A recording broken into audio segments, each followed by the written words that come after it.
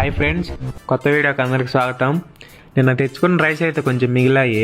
ఇక వాటిని రైస్ కుక్కర్లో వేసి పికిల్ తెచ్చుకుందామని అయితే బయటకు వెళ్ళాము.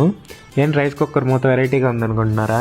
ఇది కూడా మంది కాదు, మా గురువు గారి దగ్గర 2 days యూజ్ చేసుకుందామని అయితే తెచ్చుకున్నాము. ఇక వెళ్ళే దారిలో ఒక థాట్ అయితే వచ్చింది. అదేంటంటే రోజు రైస్ పెట్టుకుంటే బాగుంటుంది కదా అనిపించింది.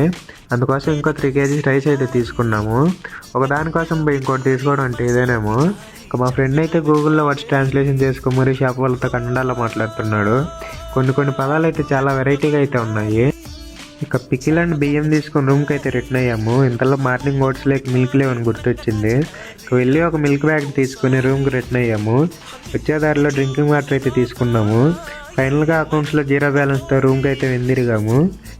అందరూ జాబ్ వస్తే లైఫ్ సెట్ అంటుండేవారు. ఆ సెట్ ఏందో ఇప్పుడే అర్థమవుతుంది. మీరేమంటారు కామెంట్స్లో చెప్పండి. ఓకే, ఉంటాను మరి, బాయ్.